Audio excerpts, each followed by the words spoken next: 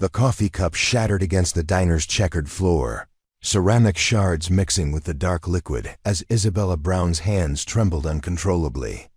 Outside the rain-streaked window of Mel's all-night diner, 3 black SUVs had pulled into the parking lot with the calculated precision of a military operation. The vehicles sat there like sleeping predators, their tinted windows revealing nothing. But Isabella knew with the bone-deep certainty that comes from years of looking over one's shoulder that they weren't there for the famous apple pie creating. This story required significant time and effort. If you're enjoying it, please like, share, and subscribe to our channel for more content. Izzy, you okay, honey? Martha's weathered voice cut through the sudden silence that had fallen over the diner. The older woman, who'd been slinging hash at Mel's for nearly 30 years, stood behind the counter with a dish towel in her hands, her maternal instincts immediately picking up on Isabella's distress. But Isabella couldn't respond, couldn't even breathe properly, because she was staring at the license plate of the lead vehicle, a seemingly random combination of letters and numbers. That meant everything to someone with her particular background. The plate read HAWK7. It was a designation she'd hoped never to see again. A ghost from a life she'd buried 6 years ago beneath layers of mundane routine and deliberate invisibility. But now, as she watched a figure emerge from the coffee cup shattered against the diner's checkered floor, ceramic shards mixing with the dark liquid as Isabella Brown's hands trembled uncontrollably. Outside the rain-streaked window of Mel's all-night diner, 3 black SUVs had pulled into the parking lot with the calculated precision of a military operation. The vehicles sat there like sleeping predators, their tinted windows revealing nothing. But Isabella knew with the bone-deep certainty that comes from years of looking over one's shoulder that they weren't there for the famous apple pie creating. This story required significant time and effort. If you're enjoying it, please like, share, and subscribe to our channel for more content. Izzy, you okay, honey? Martha's weathered voice cut through the sudden silence that had fallen over the diner. The older woman, who'd been slinging hash at Mel's for nearly 30 years, stood behind the counter with a dish towel in her hands, her maternal instincts immediately picking up on Isabella's distress. But Isabella couldn't respond, couldn't even breathe properly, because she was staring at the license plate of the lead vehicle, a seemingly random combination of letters and numbers. That meant everything to someone with her particular background. The plate read HAWK7. It was a designation she'd hoped never to see again. A ghost from a life she'd buried 6 years ago beneath layers of mundane routine and deliberate invisibility. But now, as she watched a figure emerge from the lead SUV, tall, lean, moving with the controlled grace of someone trained to kill, Isabella felt the carefully constructed walls of her new life beginning to crumble. The man wore a simple black jacket and jeans, but she could see the telltale signs, the way he scanned the environment in overlapping sectors, the slight bulge under his left arm, the military-issue boots that had been polished to remove any identifying marks. Isabella Brown, she whispered to herself, tasting the bitter irony of the name she'd legally adopted. Not her birth name, not the name that appeared on classified documents that officially didn't exist, but the name of a woman who poured coffee and remembered how customers liked their eggs. A woman who had no past beyond a fabricated driver's license and a carefully constructed employment history. The bell above the diner's door chimed with its usual cheerful note, but the sound felt ominous now, like a funeral bell marking the end of something precious. Isabella's hand instinctively moved toward her lower back, where muscle memory told her a weapon should be holstered, but found only the starched fabric of her pink uniform and the small of her back that ached from too many double shifts. "Table for one?" she heard herself ask, her voice steady despite the chaos in her mind. The training never left you, the ability to compartmentalize, to function under pressure, to maintain cover even when your world was collapsing. But inside, Isabella was calculating angles, counting potential hostiles, identifying exit routes, and improvised weapons with the ruthless efficiency of someone who'd once been among the best at a very particular kind of work. Man who'd entered wasn't the one from the SUV. This was someone else. Someone she didn't recognize, a middle-aged businessman with a briefcase and the soft look of someone who'd never known real violence. He nodded and moved to a booth by the window, ordering coffee and scanning the menu with the genuine interest of a hungry traveler. But Isabella knew he was cover, a prop in whatever operation was unfolding around her. Through the kitchen's serving window, she caught sight of Miguel, the night cook who'd become something like a friend over the past 2 years. He was humming to himself as he prepped vegetables for the morning shift, completely unaware that the quiet life they'd all grown accustomed to was about to be shattered. Miguel had 3 kids and a wife who cleaned houses during the day. He spoke about them constantly, sharing photos and stories with the pride of a man who'd built something meaningful with his hands. The thought of Miguel, of Martha, of all the innocent people in this diner being caught in whatever was coming made Isabella's jaw clench with protective fury. She'd left that other life behind specifically to avoid this moment, to ensure that her past could never reach out and destroy the people who'd shown her kindness without knowing what she'd done in the shadows of the world. Stories like this take considerable time and research to develop. If you're invested in seeing how this unfolds, please like this video and share it with others who enjoy suspenseful narratives. But as she poured coffee for the businessman and felt his eyes studying her face with too much interest, Isabella realized that running had only been a temporary solution. The skills that had made her valuable and dangerous were still there, dormant but intact. Her hands were steady as she filled his cup, but her mind was already moving through tactical scenarios, weighing options, preparing for what might come. "You know," the businessman said quietly, his voice carrying just a hint of an accent she couldn't place, "you have very interesting eyes. They're not the eyes of someone who spent her whole life pouring coffee." Isabella met his gaze directly, letting him see just a flicker of who she really was beneath the waitress uniform. "Maybe you're not as good at reading people as you think you are," she replied, her tone pleasant, but carrying an undertone that made him shift uncomfortably in his seat.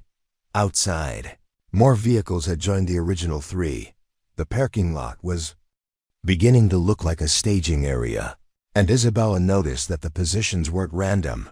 They'd blocked all the main exit routes while maintaining clear sight lines to the diner's entrance.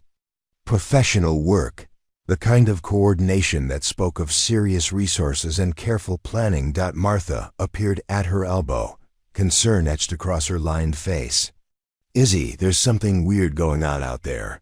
Should I call the sheriff?" The question hung in the air like a loaded gun. Isabella knew that involving local law enforcement would only make things worse, would put more innocent people in danger, and potentially escalate whatever the situation was meant to be.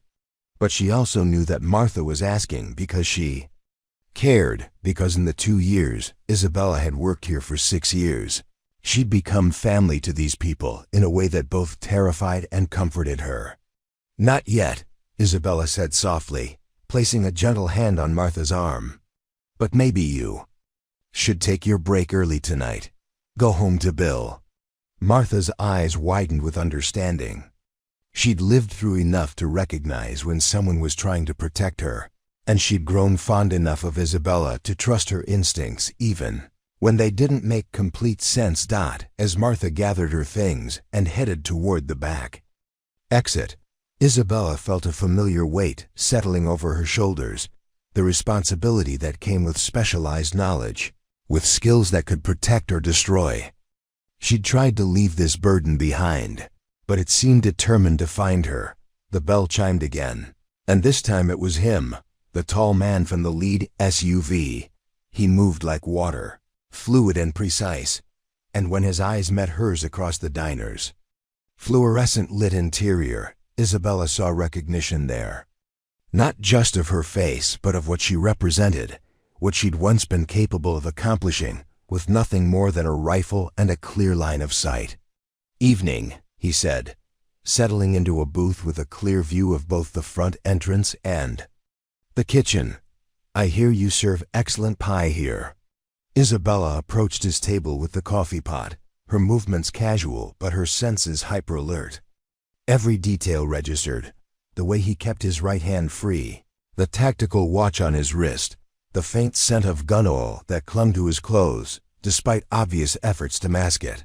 "What kind of pie are you interested in?" she asked, playing her role but letting her eyes communicate that she wasn't fooled by the charade. He smiled, and it wasn't entirely without warmth, the kind that's hard to find these days, the kind that requires particular expertise to create properly. The alarm clock's shrill cry cut through Isabella's restless sleep at 4:30 a.m., the same time it had every morning for the past 6 years. But today, instead of the usual grogginess that came with pre-dawn shifts, she was instantly alert, her hand automatically reaching for a weapon that wasn't there.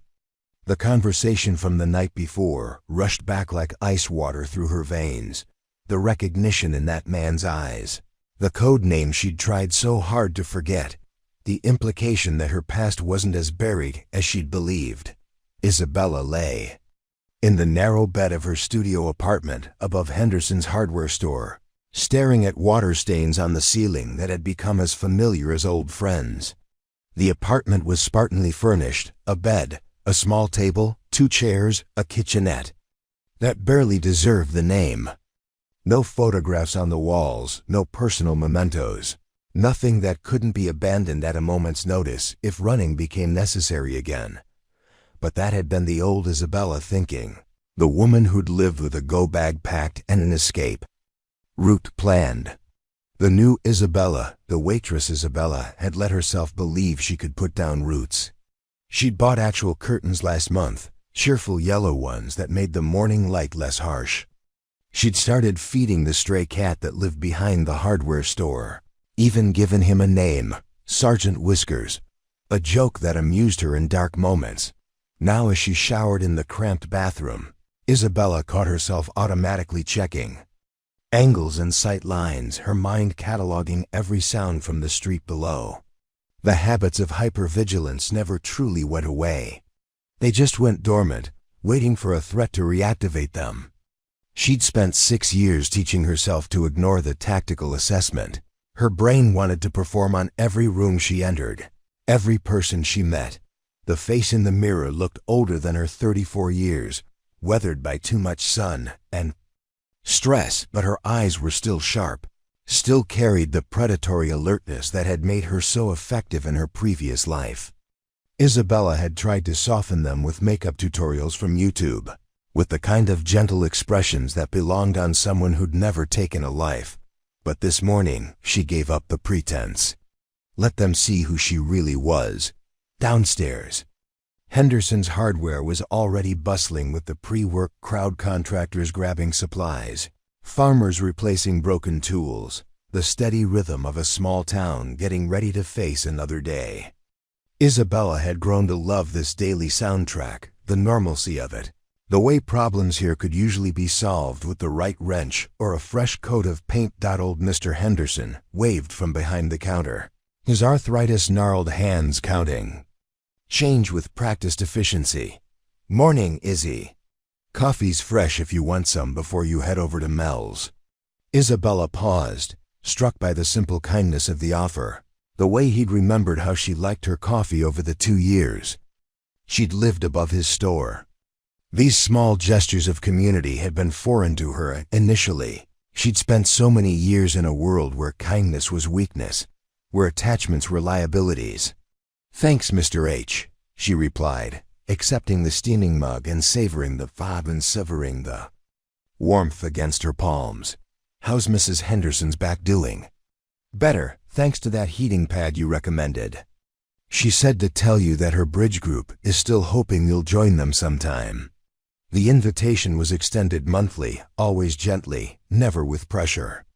Isabella had deflected it for 2 years, claiming work schedules and fatigue, but the truth was more complex. She'd never learned how to exist in groups of women who shared recipes and gossip, who talked about their children's accomplishments and their husbands' quirks with easy affection. Her experience with female relationships was limited to brief, professional partnerships with other operatives, relationships built on mutual competence rather than genuine connection. "Maybe next month," Isabella said, the same response she always gave, but this morning it felt different. This morning she wondered if there would be a next month, or if the men in the parking lot would force her to disappear again, leaving behind another set of people who'd shown her unexpected kindness. The walk to Mel's took 8 minutes, a route she'd memorized not just for its convenience but for its tactical advantages: multiple escape routes, good sightlines, places where cover could be found if necessary. This morning, she noticed things she'd trained herself to overlook: the way Mrs. Patterson's roses were finally blooming after her battle with aphids, the new crack in the sidewalk outside the post office, the fact that Jimmy Torres had fixed the squeak in his screen door. These details mattered because they represented time she'd spent in one place, time she'd allowed herself to care about the small dramas and victories of people whose biggest worries were property taxes and whether the high school football team would make the playoffs. Time that was now threatened by whatever had brought those black SUVs to her doorstep. Mel's Diner sat on the corner of Main and Cedar, like a beacon of Americana red vinyl booths, checkerboard floors, the smell of bacon grease and fresh coffee that had soaked into the walls over decades. Isabella had fallen in love with the place the first time she'd walked through the door, drawn by its unpretentious honesty, the way it made no promises beyond good food and fair prices. Martha was already there, despite Isabella's suggestion that she take the night off early. She looked up as Isabella entered, her expression mixing relief with concern. "Couldn't sleep," Martha explained, tying her apron with movements that spoke of 40 years of muscle memory. "Bill's snoring was worse than usual, and I kept thinking about those cars in the parking lot. Figured I might as well come in and get the coffee started." Isabella felt a surge of affection for the older woman, tempered by guilt at having dragged her into whatever this situation was becoming. Martha had hired her when she'd first arrived in Cedar Falls with nothing but a fake resume and a desperate need for anonymity. She'd asked no questions about Isabella's past, had simply seen someone who needed work and a chance to prove herself.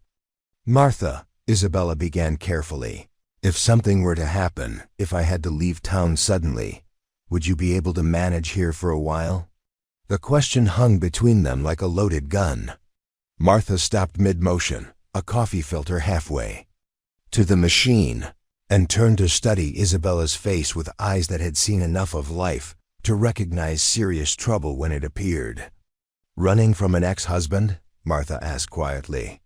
"Or something worse?" Isabella appreciated the direct question, no beating around the bush, no false comfort. "Something worse," she admitted. "And I don't want you or Miguel or anyone else getting hurt because of my problems." Martha nodded slowly, processing this information with the pragmatic acceptance of someone who'd raised 5 children and buried 2 husbands. "Well," she said finally, "seems to me that if you were really dangerous, you wouldn't be warning me. And if you were really bad, you wouldn't have spent 2 years learning everyone's coffee preferences and remembering their kids' birthdays." The simple statement hit Isabella harder than any tactical briefing ever had. Because Martha was right, the person she'd become in Cedar Falls wasn't entirely a lie. The kindness, the attention to detail, the genuine care she felt for the regulars who trusted her with their morning routines, those were real parts of herself she'd discovered only after leaving the violence behind. Miguel arrived at 5:45, whistling the same off-key tune he'd hummed every morning for 2 years. He nodded to both women and headed straight for the grill, beginning his prep work with the efficient movements of someone who took pride in his craft. Isabella watched him season the griddle, his thick hands careful and sure, and felt another stab of protectiveness. "Miguel," she called through the serving window. Your wife, Rosa, she's still cleaning for the Daltons? See, every Tuesday and Friday. Why? Maybe she should take a few days off. Family time. Miguel paused, his instincts picking up on something in Isabella's tone. He'd grown up in neighborhoods where people learned to read danger in subtle cues, where survival sometimes depended on knowing when to ask questions and when to simply trust that someone was looking out for you. Everything okay, Izzy? Will be, she replied, hoping it wasn't a lie. Just think it might be good for you all to stay close to home for a while. The morning rush began at 6 o'clock sharp, the same cast of characters who'd become the rhythm of Isabella's days. There was Frank Morrison, who owned the hardware store down the street and always ordered 2 eggs over easy with wheat toast.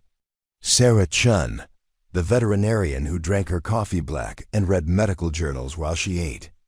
Old Pete Harrison, who'd been coming to Mel since 1962 and still ordered the same breakfast his late wife used to make at home. Isabella moved through the familiar routine coffee refills, order taking, the gentle banter that greased the wheels of small-town morning rituals. But underneath the normalcy, she was hyper-aware of everything. The way Frank kept glancing toward the window, Sarah's subtle tension as she scrolled through news on her phone, the fact that Pete seemed more fragile than usual, his hands shaking slightly as he lifted his coffee cup. These people had become her anchor to normal life, proof that the world contained spaces where the biggest drama was whether the pancakes were too thick or if the coffee was fresh enough. They'd accepted her into their routines without question, treating her with the casual affection reserved for someone who'd earned her place through consistency and care. At 7:30, the bell above the door chimed, and Detective Ray Morrison walked in, Frank's older brother, a man who'd spent 30 years keeping the peace in a town where the most serious crime was usually teenage vandalism or domestic disputes that could be solved with conversation and coffee. He'd always been kind to Isabella, treating her with the respectful courtesy he extended to all working people.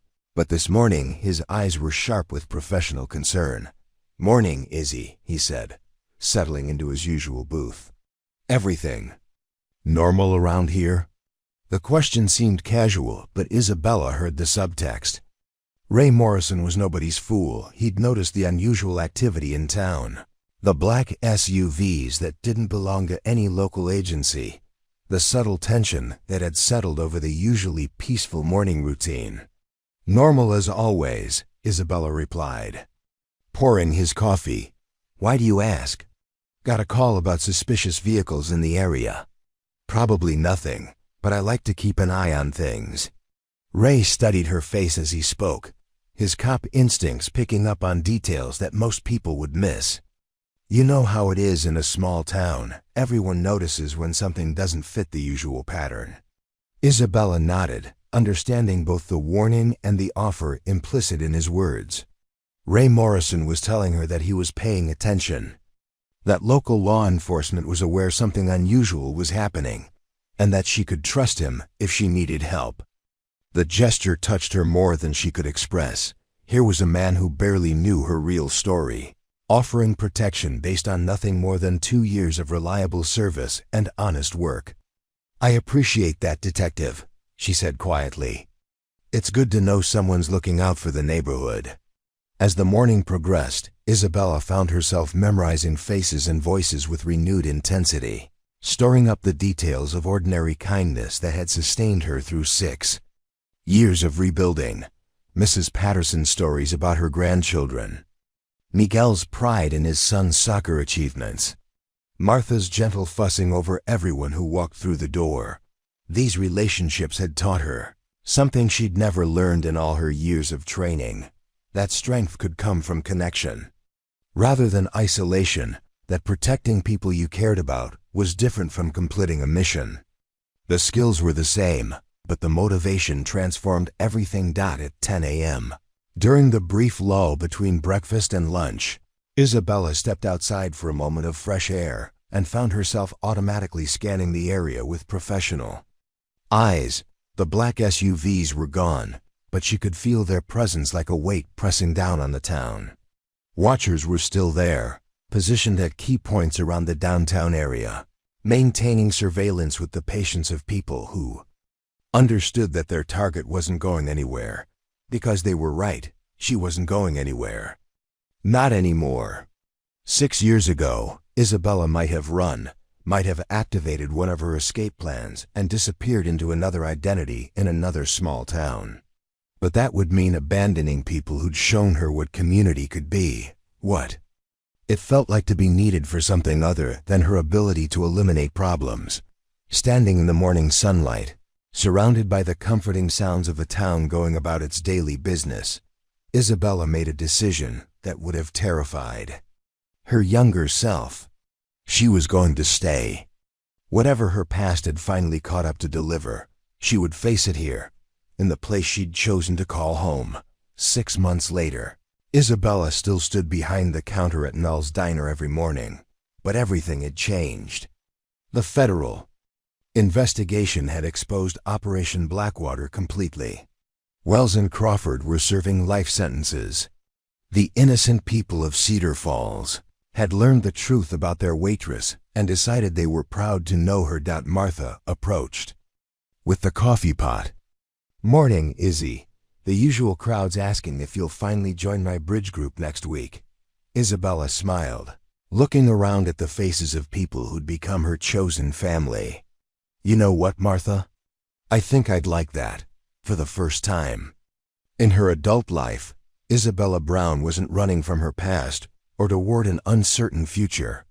She was exactly where she belonged, but she was also going to be ready. By noon, the temperature in Cedar Falls had risen to 85 degrees, and the black SUVs had returned.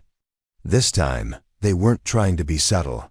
6 vehicles now positioned at strategic points around the town center with the kind of military precision that made it clear this wasn't a surveillance operation anymore. It was a containment protocol. Isabella watched from behind the diner's front window as men in tactical gear began taking positions. They moved with the fluid coordination of a special operations team, each person knowing their role in whatever plan was unfolding. Some wore the black uniforms of private military contractors, others dressed as civilians, but with the telltale signs of armed professionals. The careful way they moved, the subtle communication through hand signals, the constant awareness of their environment. "Jesus Christ," Detective Morrison muttered, appearing at Isabella's shoulder with his radio, crackling with reports from other officers throughout the town. "This isn't some drug bust. This is..." He paused, struggling to find words for something outside his experience of small-town law enforcement. "This is a military operation," Isabella finished quietly, her voice carrying a certainty that made Ray's head turn sharply toward her. Before he could ask the obvious questions, the diner's front door opened with enough force to make the bell's cheerful chime sound like an alarm. The man who'd called her ghost the night before walked in, but this time he wasn't alone. Behind him came 2 others, a woman with silver-streaked hair and cold blue eyes, and a younger man whose nervous energy suggested he was new to this level of operation. "Ladies and gentlemen," the first man announced to the dozen or so customers scattered throughout the diner, his voice carrying the authority of someone accustomed to being obeyed. "I'm Agent Crawford with the Department of Homeland Security. We're conducting a federal operation in this area, and for your safety, I need everyone to remain calm and follow instructions." Isabella felt Martha stiffen beside her, the older woman's protective instincts flaring at the threat to her establishment and customers. Detective Morrison's hand moved instinctively toward his service weapon, but Isabella caught his wrist in a grip that conveyed both urgency and warning. "Don't," she whispered. "You'll only get people hurt." Crawford's eyes found hers across the diner, and his smile was sharp with satisfaction. "Isabella Brown, isn't it? Or should I use your real name? The one from the classified files that officially don't exist?" The words hit the room like a bomb. Conversations died mid-sentence. Coffee cups paused halfway to lips. Even the usual clatter from Miguel's kitchen went silent as every person in the diner processed the implication that the quiet waitress they'd known for 2 years was someone else entirely. Frank Morrison, Detective Ray's brother, was the first to speak. "What the hell is this about?" His voice carried the outrage of a man whose peaceful morning had been invaded by something he didn't understand. Crawford pulled out a tablet, swiping to display what looked like a military service record. "Isabella Brown is an alias. The woman you know as your friendly neighborhood waitress is actually Captain Sarah Martinez, formerly of the 75th Ranger Regiment, later transferred to a classified sniper program that doesn't appear on any official documentation." Isabella felt the familiar weight of exposure settling over her like a lead blanket. For 6 years, she'd lived with the fear of this moment, when her carefully constructed identity would be stripped away, leaving her vulnerable and revealed. But now that it was happening, she found herself less concerned about her own safety than about the confused and frightened faces surrounding her. "That's..." Martha started to say, then stopped, her eyes searching Isabella's face for some sign that this was all a mistake, some crazy misunderstanding that would be cleared up with a phone call to the right person. "That's classified information," Isabella said clearly, meeting Crawford's gaze without flinching. "Information that you're not authorized to share in a civilian setting.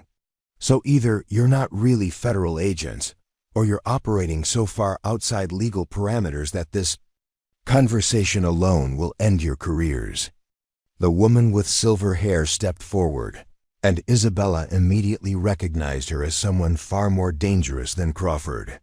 Her movements carried the lethal precision of someone who'd survived decades in a profession where mistakes were measured in body counts. "Director Patricia Wells," she introduced herself. "And you're right, Captain Martinez. Under normal circumstances, this would all be highly irregular, but these aren't normal circumstances." Wells gestured to her nervous young companion, who reluctantly opened a briefcase and removed a series of photographs. Even from across the room, Isabella could see they were surveillance photos, images of her going about her daily routine, pouring coffee, walking to work, feeding the stray cat behind Henderson's Hardware. 3 weeks ago, Wells continued, we intercepted communications indicating that a terrorist cell operating in the Midwest had identified a high-value target for assassination, someone whose elimination would send a message to the American military about the consequences of certain overseas operations. Isabella's blood turned to ice water. She knew where this was going, had lived with the fear of it for 6 years, but hearing it spoken aloud in front of people she cared about made it real in a way that abstract fear never could. The target they identified, Wells said, her voice carrying the clinical detachment of someone delivering a briefing, was the sniper responsible for Operation Desert Rose, the person who eliminated Hassan al-Maktoum and 24 of his closest associates during the siege of Kandahar province. Frank Morrison made a small sound of confusion. That name, al-Maktoum, wasn't he the terrorist leader who orchestrated the bombing of 3 schools and a hospital, killing over 400 civilians including 60 American aid workers?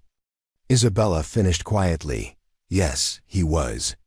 The admission hung in the air like gunpowder smoke. Isabella watched as the people she'd served coffee to for 2 years tried to reconcile the woman they knew with the soldier who'd once been capable of such targeted violence. She could see the questions forming in their eyes, the fear and confusion that came from learning that someone they trusted had hidden such a significant part of their identity. Old Pete Harrison, who'd been quietly eating his eggs Benedict throughout the entire confrontation, set down his fork and looked directly at Isabella. His voice was steady despite his 90-year-old frame. "Did you save American lives, young lady?" The question was so simple, so direct, that it cut through all the political complexity and moral ambiguity that usually surrounded discussions of military operations. Isabella nodded once, not trusting her voice. "Then I reckon that's what matters." Pete said firmly. Though I do wish you'd felt comfortable telling us. We're not the kind of people who judge a person for doing their duty. The unexpected support from the old veteran hit Isabella harder than any accusation could have. But Wells wasn't finished with her revelations. Unfortunately, the director continued, the terrorist cell's interest in Captain Martinez has evolved beyond simple revenge. Our intelligence indicates they've developed a plan that requires her specific skill set. They don't just want to kill her, they want to use her. Detective Morrison finally found his voice. Use her how? Crawford stepped forward again, clearly enjoying his role in this psychological operation. 3 days from now, the President of the United States will be attending a memorial service in Des Moines, approximately 90 miles from here. The service is for the victims of the recent embassy bombing in Morocco, attack carried out by the same organization that Al Maktoum used to lead. Isabella's tactical mind immediately began processing the implications. A presidential visit meant advance teams, security sweeps, carefully planned routes and backup protocols. But it also meant opportunities for someone with the right skills and knowledge to exploit the gaps that always existed in even the most comprehensive security arrangements. The terrorist cell, Wells explained, has spent months planning an assassination attempt. But they have a problem. They need someone with the precision shooting skills to make a kill shot from long range, in a high-security environment, against a heavily protected target. Martha gasped, one hand flying to her mouth as the full scope of the situation became clear. They want to use Isabella to kill the president. Not voluntarily, Crawford said with a smile that made Isabella want to put her fist through his teeth. They've developed what they consider to be compelling motivation. As if on cue, the young man with the briefcase pulled out another set of photographs. These were different, taken with telephoto lenses from concealed positions, showing people going about their daily routines without any awareness. They were being watched. Isabella's heart stopped as she recognized the subjects. Martha, hanging laundry in her backyard. Miguel, coaching his son's soccer team. Detective Morrison, stopping to help a stranded motorist. Mr. Henderson, watering the flowers outside his hardware store. Sarah Chun, the veterinarian, making house calls to local farms. They have teams positioned throughout the area, Wells explained with clinical detachment. 12 operatives, all with orders to eliminate specific targets if Captain Martinez doesn't cooperate with their plan. Isabella felt something cold and primal awakening in her chest, the protective fury that had driven her to become so effective at eliminating threats. But this was different from her military service. This wasn't about following orders or completing missions for the abstract concept of national security. This was about people she'd learned to love, people who'd shown her kindness without asking for anything in return. "You son of a bitch," she said quietly, her voice carrying a deadly certainty that made everyone in the room take an unconscious step backward. "You're using them as bait." Crawford's smile widened.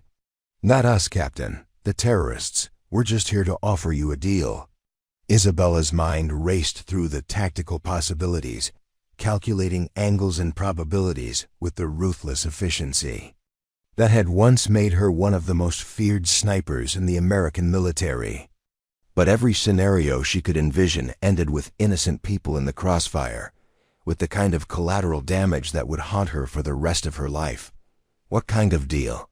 she asked, though she was already beginning to suspect of answer. Wells stepped forward, her expression mixing sympathy with ruthless pragmatism.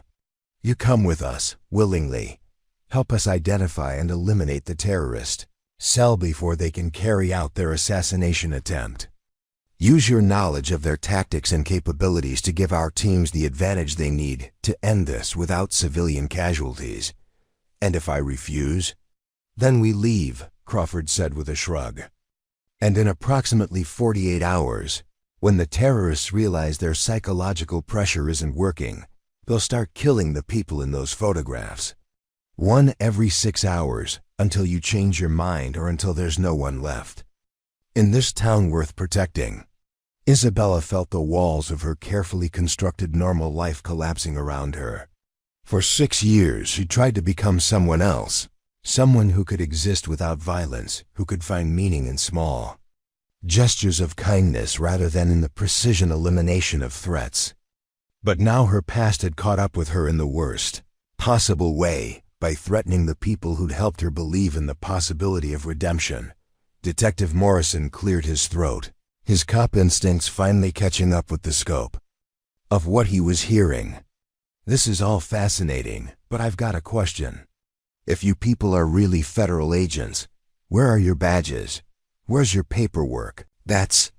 Martha started to say, then stopped, her eyes searching Isabella's face for some sign that this was all a mistake, some crazy misunderstanding that would be cleared up with a phone call to the right person. That's classified information, Isabella said clearly, meeting Crawford's gaze without flinching. Information that you're not authorized to share in a civilian setting. So either you're not really federal agents, or you're operating so far outside legal parameters that this conversation alone will end your careers. The woman with silver hair stepped forward, and Isabella immediately recognized her as someone far more dangerous than Crawford.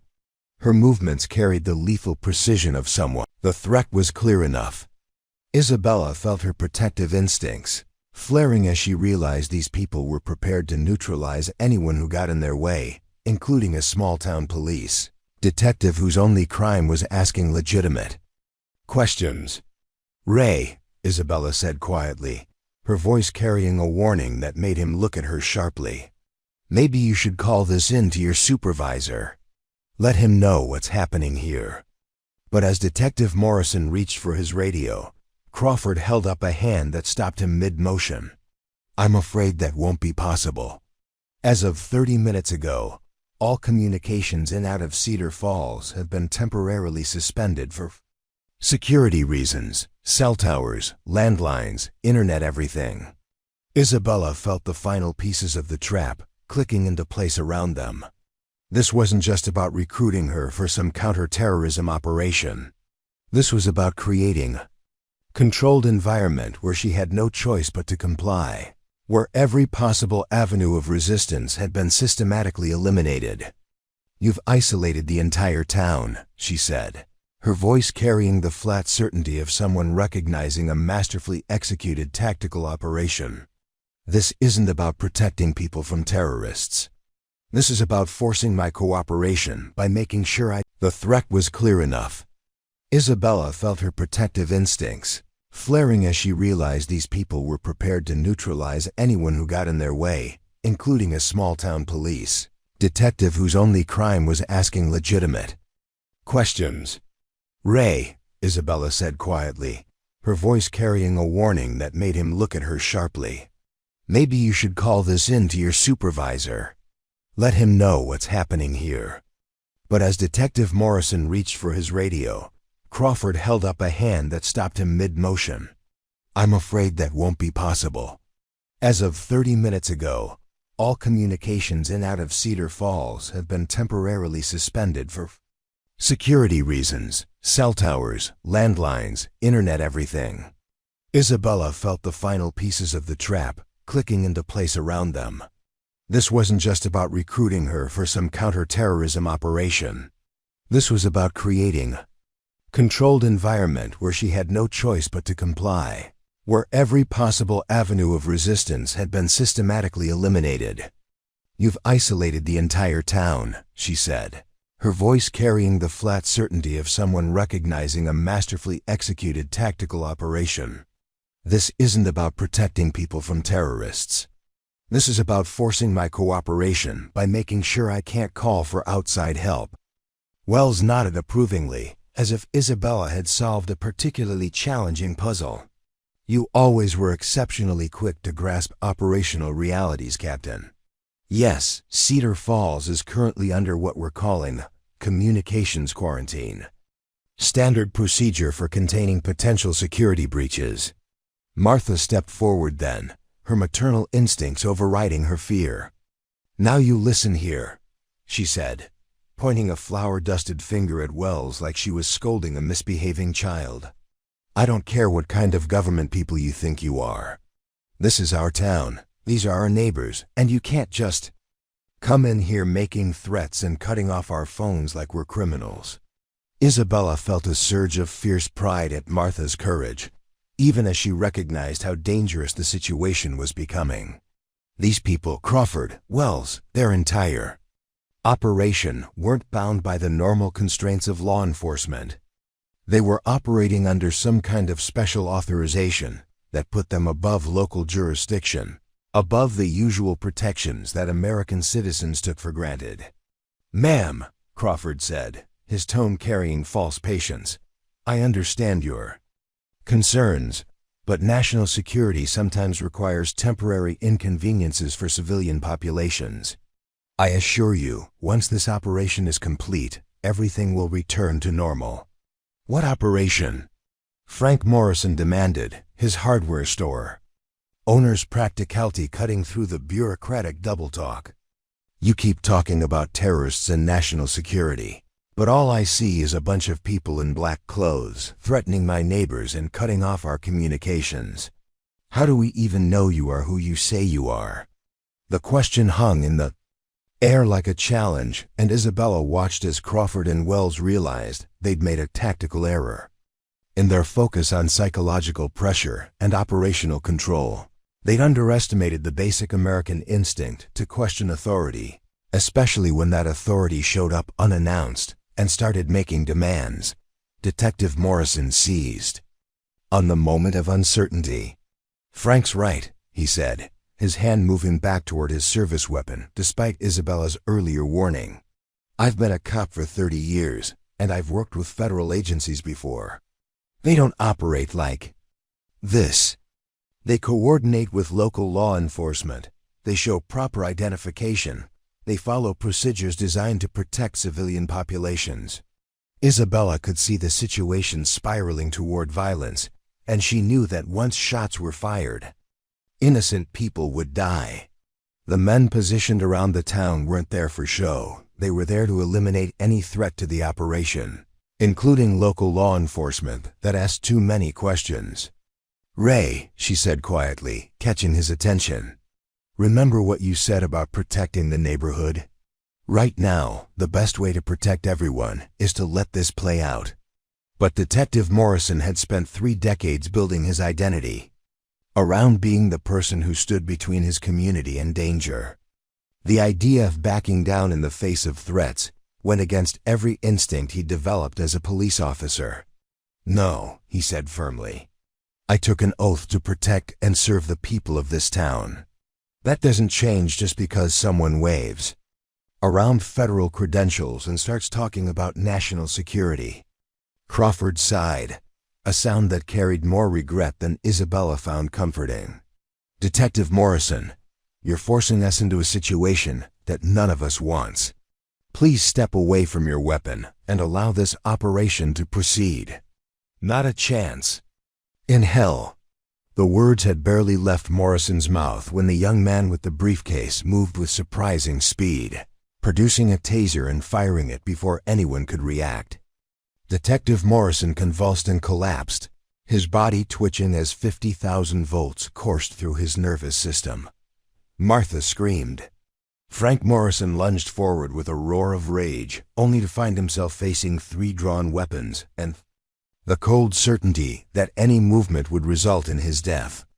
Old Pete Harrison gripped his coffee cup with white knuckles, his 90-year-old eyes blazing with the fury of a man who'd seen enough violence in his lifetime to recognize the real thing when it appeared. "Now," Wells said calmly, as if nothing had happened, "I think we can proceed with the conversation in a more productive manner." Isabella knelt beside Detective Morrison, checking his pulse and breathing while her mind calculated possibilities. The taser had been a relatively restrained response. These people could have killed him easily, but had chosen a non-lethal option. That suggested they were still trying to maintain some veneer of legitimacy, still operating under rules that required them to. minimize unnecessary casualties, but it also demonstrated their complete willingness to use violence against local law enforcement, which meant they were operating under authorization that put them well outside normal legal constraints. This wasn't a standard federal operation. This was something darker, something that existed in the gray spaces between legal and illegal, moral and pragmatic. "You're not federal agents," Isabella said quietly, her hand still checking Morrison's. Vital signs, but her voice carrying absolute certainty. "Federal agents don't operate like this. They don't cut off communications to entire towns. They don't threaten civilians, and they sure as hell don't taser local police officers who ask legitimate questions." Crawford smiled, and this time there was no pretense of warmth in the expression. "You're absolutely right, Captain Martinez. We're not federal agents. We're something much more flexible." Wells stepped forward, apparently deciding that the time for deception had passed. Private military contractors working under a classified authorization from elements within the intelligence community. Elements that have decided the normal channels of law enforcement and military action are insufficient for dealing with certain types of threats. Isabella felt ice forming in her veins as the full scope of what she was facing became clear. Not government agents bound by laws and oversight, but mercenaries operating under some kind of black budget authorization. People who could make entire towns disappear from official records, who could eliminate witnesses and call it national security. "What do you want?" she asked, though she was beginning to suspect the answer would be worse than she'd imagined. 3 days from now," Wells explained. "The president will be in Des Moines for that memorial service. Our intelligence indicates that the terrorist cell we've been tracking, the plan, as Wells outlined it, was elegant in its ruthlessness. Isabella would allow herself to be captured by the terrorist cell, would pretend to cooperate with their assassination scheme, and would then eliminate the entire team during their final operational briefing. Clean, surgical, no loose ends or complicated trials. What makes you think they'll trust me enough to reveal their full operational plan?" Isabella asked, her mind automatically poking holes in the strategy even as part of her was impressed by its audacity. "Because," Crawford said with another of his predatory smiles, "you're going to give them a demonstration of your commitment. Something that proves you're willing to cooperate to protect the people you care about." He nodded to his young associate, who produced another set of photographs from the seemingly endless briefcase. These images were different surveillance photos taken within the past hour, showing the current positions of everyone Isabella cared about in Cedar Falls. Martha, tied to a chair in what looked like the back room of her own house. Miguel and his family, huddled together in their kitchen with armed men visible in the background. Mr. Henderson, sitting in his hardware store with a gun pointed at his head. Sarah Chun, the veterinarian, unconscious in what appeared to be the back of a van. "They're all alive and unharmed," Wells assured her with clinical detachment, "for now. But their continued well-being depends entirely on your cooperation with our operational plan." Isabella felt the plan, as Wells outlined it, was elegant in its ruthlessness. Isabella would allow herself to be captured by the terrorist cell, would pretend to cooperate with their assassination scheme, and would then eliminate the entire team during their final operational briefing. Clean, surgical, no loose ends or complicated trials. "What makes you think they'll trust me enough to reveal their full operational plan?" Isabella asked, her mind automatically poking holes in the strategy even as part of her was impressed by its audacity. "Because," Crawford said with another of his predatory smiles, "you're going to give them a demonstration of your commitment.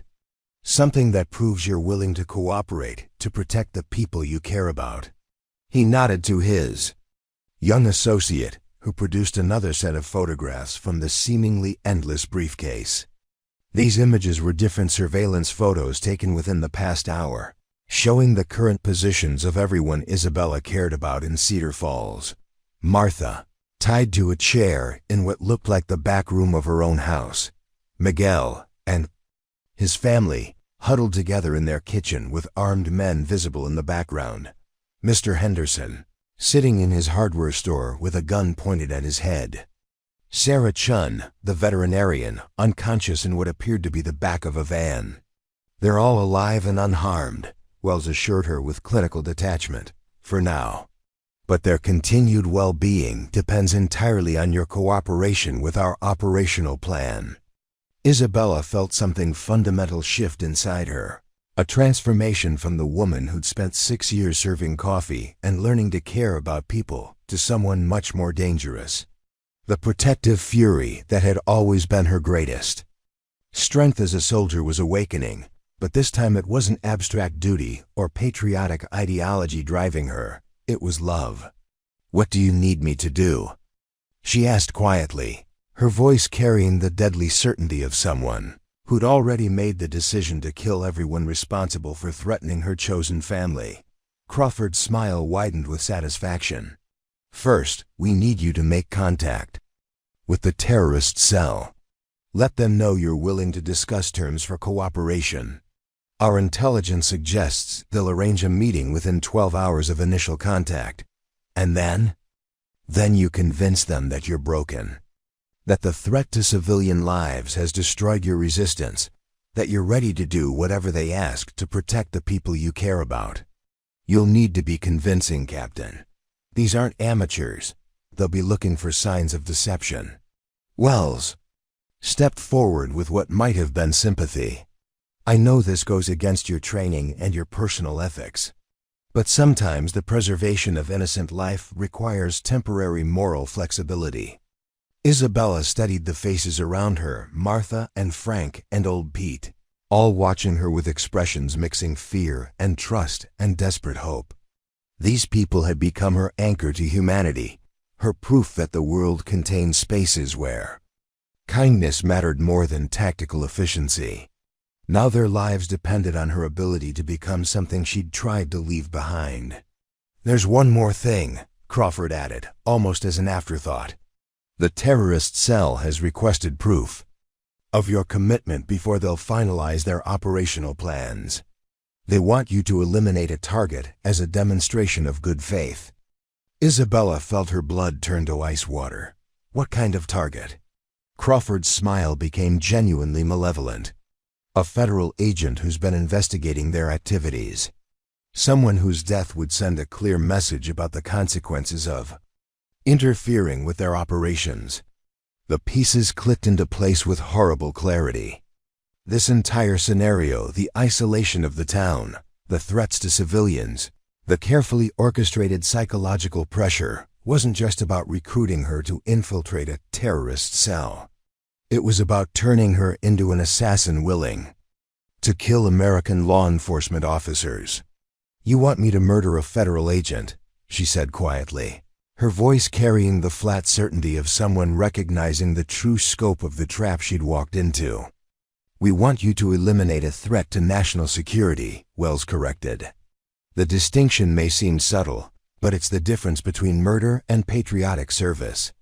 Isabella looked around the diner one more time, memorizing the faces of people who'd shown her what normal life could be, what it felt like to be valued for something other than her ability to kill efficiently. Then she made the decision that would either save them all or damn her soul forever. "Show me the target," she said quietly, "and get me the equipment I'll need to make the shot." The target was Agent Rebecca Torres, a 34-year-old FBI investigator who'd spent the last 8 months tracking financial transactions linked to the terrorist cell. Her photograph showed a woman with intelligent dark eyes and the kind of determined expression that Isabella recognized from her own mirror during her military days, someone who'd dedicated her life to protecting people she'd never meet. Crawford spread out additional surveillance photos across one of the diner's tables, like he was dealing cards in a particularly deadly game. "Agent Torres will be conducting interviews in Des Moines tomorrow afternoon, following up on leads related to the potential presidential assassination. She's staying at the downtown Marriott, room 847, traveling alone because her partner is recovering from surgery." Isabella studied the images with professional detachment, automatically cataloging sight lines, escape routes, and the dozen tactical considerations that would determine success or failure. But underneath the cold analytical process, she felt something else, a growing certainty that nothing about the situation was what it appeared to be. "Why her?" Isabella asked quietly. "If you really believe there's an active terrorist threat to the president, why eliminate the person investigating it? That's like cutting off your own intelligence network." Wells and Crawford exchanged another of those loaded glances, and Isabella realized she'd asked exactly the right question, or exactly the wrong one, depending on your perspective. "Agent Torres has developed some unconventional theories about the source of the terrorist threat," Wells explained carefully. "Theories that could interfere with the successful resolution of this situation." The phrasing was bureaucratic double talk, but Isabella had spent enough years in government service to recognize the subtext. Agent Torres had discovered something that contradicted the official narrative, something that made her a liability rather than an asset. "What kind of theories?" Isabella pressed, though she was beginning to suspect the answer would confirm her growing certainties about the true nature of this operation. Crawford seemed to consider his words carefully before responding. "Agent Torres believes that the terrorist cell we've been tracking is actually a false flag operation. She thinks someone within the American intelligence community is orchestrating the assassination threat as justification for expanding domestic surveillance powers." The admission hit Isabella like a physical blow, confirming suspicions that had been building since the moment she'd seen those surveillance photos of her neighbors. This wasn't about stopping terrorists. This was about creating them, or at least creating the appearance of them. "She's right, isn't she?" Isabella said quietly, her voice carrying the certainty of someone whose tactical instincts had finally connected all the pieces of the puzzle. "There is no terrorist cell. You people are the terrorists." The silence that followed her statement was deafening. Even the usual sounds from Miguel's kitchen had stopped, as if the entire diner was holding its breath waiting to see how this confrontation would resolve itself. Wells sighed, a sound that carried more weariness than regret. "Captain Martinez, you're forcing us to reveal operational details that were meant to remain classified. Yes, the terrorist threat is largely manufactured, but that doesn't make it any less." Martha, who'd been listening to this exchange with growing horror, finally found her voice. "You people are talking about murdering a federal agent and framing it as fighting terrorism. That's not national security, that's just evil." Crawford turned toward her with an expression of patient condescension that made Isabella's trigger finger itch. "Ma'am, with respect, you don't have the security clearance or operational experience to understand the complexities of modern threat assessment. Sometimes good people have to make difficult choices to protect the greater good." "Don't you dare patronize her," Isabella said quietly, her voice carrying enough menace to make Crawford take an involuntary step backward. "Martha has more integrity in her little finger than you and your entire operation have combined." The confrontation was interrupted by a new sound, the crackle of Detective Morrison's radio, which had somehow remained active despite the supposed communications blackout. A voice Isabella didn't recognize was speaking in the calm professional tones of a dispatcher handling routine business. "All units, be advised we have reports of suspicious federal activity in Cedar Falls. Multiple black vehicles, armed personnel, possible violations of posse comitatus. Unit 47, please respond to Mel's Diner for welfare check on Detective Morrison." Crawford lunged for the radio, but Isabella was faster, her combat reflexes allowing her to intercept his movement and secure the device in one fluid motion. As she held it, the voice continued with information that changed everything about the situation. "Additional information. FBI Agent Rebecca Torres has reported threats against her life related to her investigation into domestic terrorism funding. Agent Torres believes she was targeted for assassination by unknown parties, attempting to prevent her testimony before a Senate Intelligence Committee scheduled for next week. Isabella felt the final pieces of the puzzle clicking into place with horrible clarity. Agent Torres wasn't just investigating the fake terrorist plot, she was preparing to expose it to Congress, to blow the whistle on whatever black-budget operation had created this entire scenario. "She's not just a federal agent," Isabella said, her voice carrying the certainty of someone whose tactical instincts had finally revealed the complete scope of the trap. "She's a whistleblower, someone who's discovered evidence of illegal government operations and is preparing to testify about it." Wells' expression hardened into something resembling respect mixed with regret. Agent Torres has indeed collected information that could be damaging to several ongoing national security initiatives. Her elimination would prevent significant embarrassment to certain elements within the intelligence community. The admission was delivered with such casual matter-of-factness that it took Isabella's breath away. These people were talking about murdering a federal agent to prevent congressional oversight, and they were discussing it like it was a routine administrative decision. "You're not patriots," Isabella said quietly. "You're criminals, murderers, traitors to everything the uniform is supposed to represent."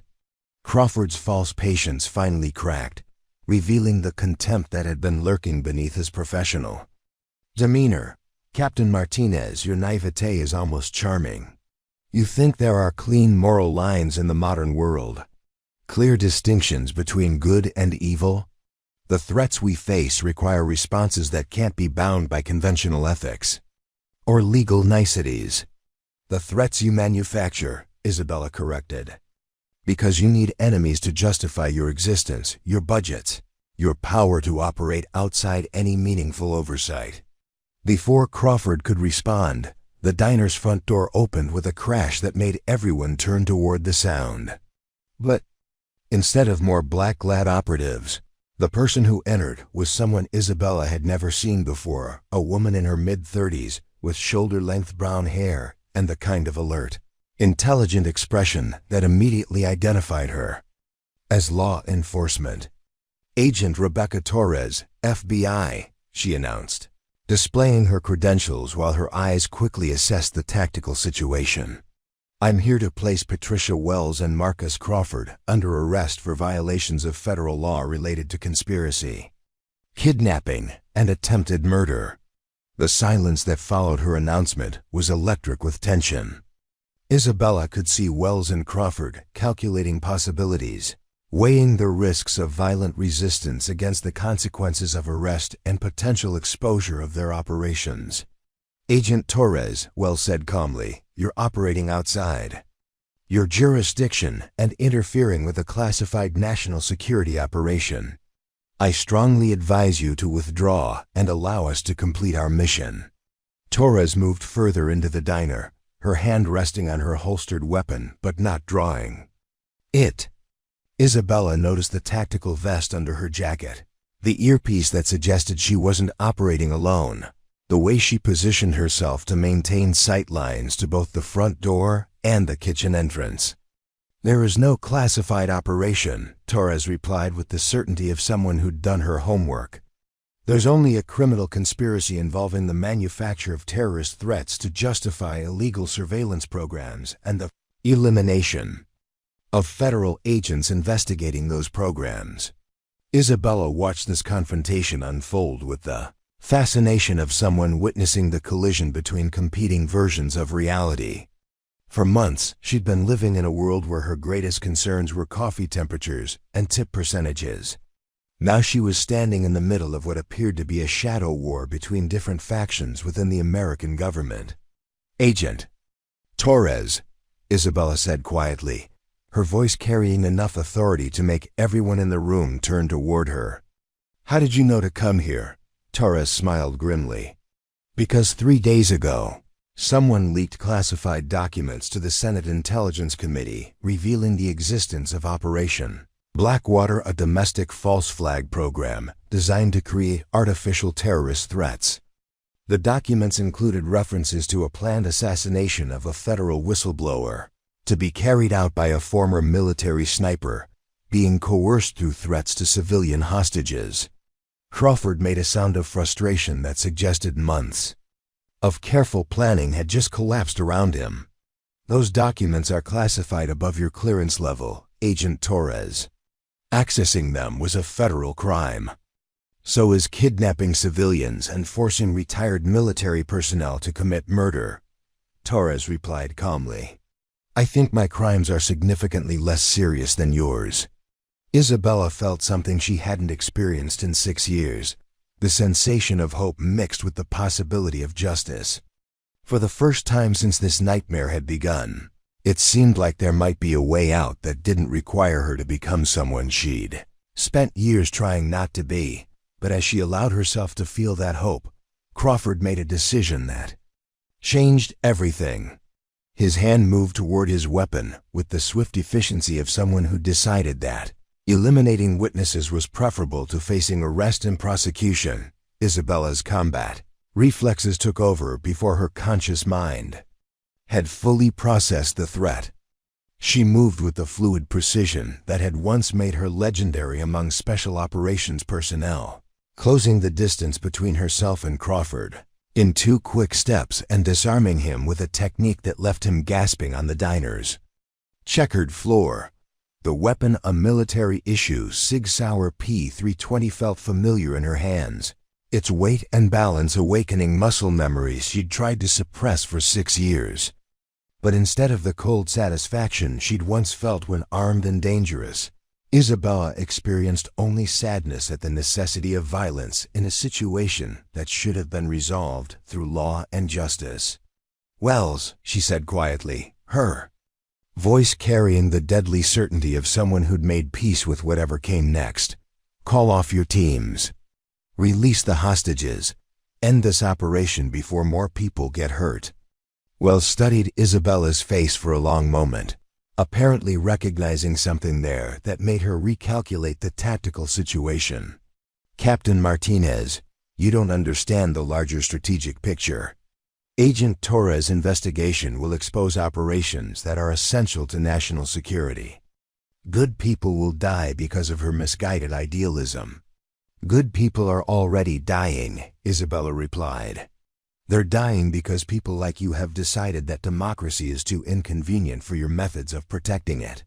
Agent Torres stepped forward, her weapon now drawn but pointed at the floor in a gesture that managed to be both professional and non-threatening. Patricia Wells, Marcus Crawford, you're under arrest. You have the right to remain silent. You have the right. To an attorney. But as Torres began reciting the Miranda warning, Isabella heard something that made her blood freeze, the sound of vehicles moving into position outside the diner. Engines shutting off with the coordinated precision of a tactical team taking up assault positions. Reinforcements, Wells said with grim satisfaction. Did you really think we'd attempt an operation of this magnitude without backup plans? Through the diner's windows, Isabella could see armed figures moving into position, not the private military contractors from earlier, but people in the black tactical gear of federal law enforcement. Except something about their movements, their coordination, didn't feel right for a legitimate federal operation. Agent Torres, Isabella said quietly, how many people did you bring as backup? Torres' expression shifted from confidence to concern as she processed the implications of the question. I came alone. My partner is still recovering from surgery, and I couldn't wait for official channels to authorize a full team. The admission hit the room like a bomb. Agent Torres had walked into this situation without backup, relying on her legal authority and the assumption that even corrupt government operatives wouldn't be willing to murder a federal agent in broad daylight. But now, surrounded by hostile forces with no outside support, she was as trapped as everyone else in the diner. How many hostiles are outside? She asked Crawford, her voice carrying the flat authority of someone who'd transitioned from civilian to soldier in the space of a heartbeat. Crawford smiled despite his position on the floor, apparently pleased to see her embracing her military identity. 12 operators, full tactical loadout. Orders to secure the scene and eliminate any witnesses who might compromise operational security.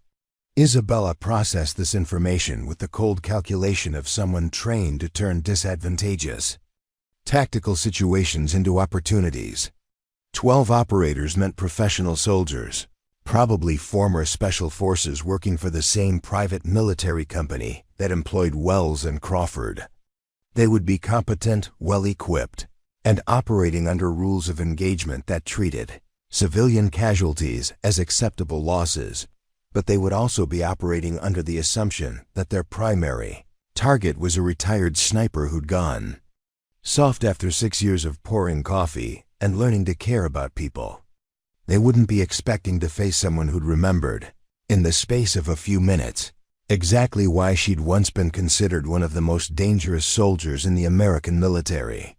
"Agent Torres," Isabella said quietly, "I need you to get everyone away from the windows. Martha, Frank, Pete, get behind the counter and stay down. Miguel, if you can hear me in the kitchen, find the most solid cover you can and don't move until I tell you." Torres hesitated, her FBI training warring with the recognition that Isabella had transitioned into someone with superior tactical knowledge of the situation they were facing. "Captain Martinez, we should try to negotiate. These are American operatives. Surely they won't risk a firefight in a civilian location." Isabella's laugh was bitter with the knowledge of how naive that assumption was. "Agent Torres, these people have already demonstrated their willingness to kidnap civilians and murder federal agents. A firefight in a diner isn't going to trouble their consciences." As if to punctuate her point, the sound of breaking glass came from somewhere in the back of the building, the systematic clearing of sightlines that preceded a coordinated assault. Isabella felt the familiar pre-combat calm settling over her, the mental state that had once allowed her to function effectively in situations where split-second decisions meant the difference between mission success and catastrophic failure. "Wells," she said quietly, "last chance to call this off. Order your people to stand down, release the hostages, and maybe everyone walks away from this alive." Wells met her gaze with an expression that mixed respect with resignation. "Captain Martinez, you know as well as I do that operational security sometimes requires difficult decisions. I'm sorry about the civilian casualties, but this situation has moved beyond the point where clean resolution is possible." Isabella nodded, accepting the confirmation that violence was now inevitable. But as she prepared for what would likely be the final firefight of her life, she found herself thinking not about tactical considerations or survival strategies, but about the people she'd learned to love during her 6 years of trying to be someone else. Martha, who'd hired her without questions and taught her that kindness could be a form of strength. Miguel, who'd shared stories of his children and made her understand what it meant to build something meaningful with your life. Old Pete, who'd served his country with honor and recognized the same quality in others regardless of their past mistakes. These people had shown her what was worth protecting, what was worth fighting for, what was worth dying for if necessary. And now, in what might be her final moments as Isabella Brown the waitress, she was going to remember why she'd once been Captain Sarah Martinez the sniper. "Everyone stay down," she said quietly, her voice carrying the calm certainty of someone who'd made peace with whatever came next. "And no matter what happens, remember that some fights are worth having." The first shot came through the front window at 2:47 p.m., shattering the peaceful afternoon quiet that had defined Isabella's life for 6 years. But she was already moving, combat instincts that had never truly died taking control as she dove behind the counter, pulling Agent Torres down with her just as automatic weapons fire began chewing through the diner's walls. "Stay low and follow my lead," Isabella shouted over the deafening sound of gunfire, her voice carrying the authority of someone who'd survived dozens of similar situations. The woman who'd spent her morning worried about coffee temperatures and tip percentages was gone. replaced by someone far more dangerous and infinitely more capable of keeping people alive. Miguel appeared at the kitchen door, his face pale but determined. Izzy, there's a back exit through the storage room, but they've got people watching it too. I can see at least 3 shooters positioned in the alley. Isabella processed this information with tactical efficiency, her mind automatically constructing a 3-dimensional map of the building and the hostile positions surrounding it. The diner's layout, which she'd memorized over 2 years of daily routines, had suddenly become a battlefield where every piece of furniture could mean the difference between cover and death. "Martha, Pete, Frank, get into the walk-in freezer," she ordered, her voice cutting through the chaos with military precision. "It's the most protected spot in the building. Miguel, grab the first aid kit and go with them. Agent Torres, what kind of backup do you actually have coming?" Torres was talking rapidly into her radio, trying to coordinate with FBI personnel who were still 40 minutes out. Des Moines Field Office is dispatching tactical teams, but they're not going to get here in time to help with immediate situation.